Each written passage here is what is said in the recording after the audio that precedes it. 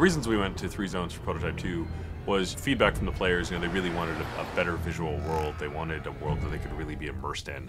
And by going to 3 distinct zones, what it meant was that we could give a greater level of memory and resources and just focus and attention that our artists could deliver to each zone to make them absolutely stunning and beautiful and a rich environment to play with. It's enabled us to provide the player with different challenges, different experiences, and give the player something unexpected whenever they progress forwards. We wanted to have 3 areas where we could have sort of a military zone, a pristine zone, and an infected zone, and have them stand on their own.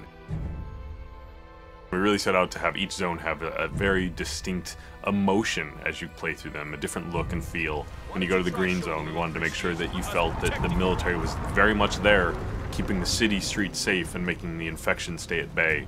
So you get a greater military population, you get less destroyed buildings, less papered over buildings. They tried to make it look pretty and nice.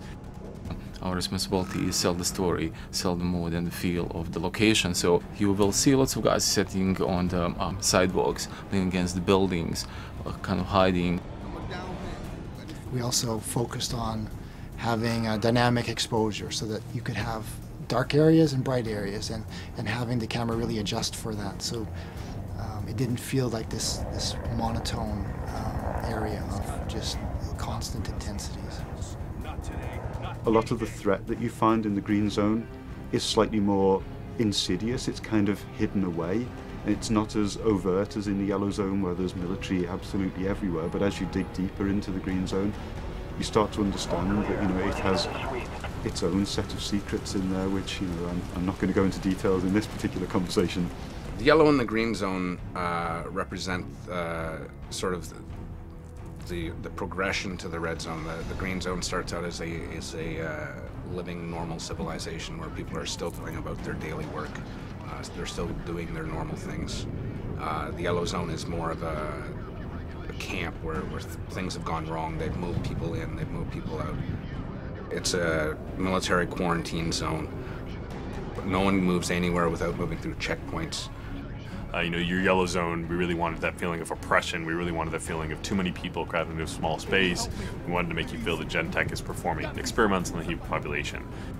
With the yellow zone having kind of expanded in such a way that the shanty towns are spilling out into the streets, what you tend to find at ground level, at least, it's a much more enclosed gameplay space and a much more dense gameplay space, which means that if you get into a fight, it changes your tactical options. So it's just asking different things of the player and requiring them to approach situations in a different way.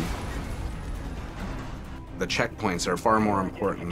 The places where the military lineup meets the protesters is a far more interesting space than just a space that's completely filled with military or a place that's completely filled with infected. So as you go through each zone, you really will feel, this is the heart of darkness. This is sort of the safe zone. And this is kind of the, overcrowded, too many people, and even the people within that, the general population.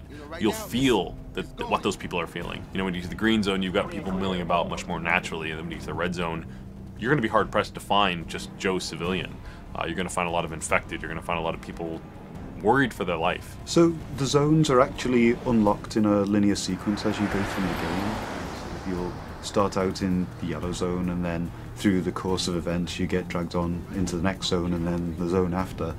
But once you've unlocked any given zone, you're free to travel between them at will to complete any of the side missions or other content that you may not have finished there, or things that you want to go back to try and to improve your performance at, etc. Prototype 2 is still very much a completely open world game where you have total flexibility to go wherever you want and do whatever you want whenever you want.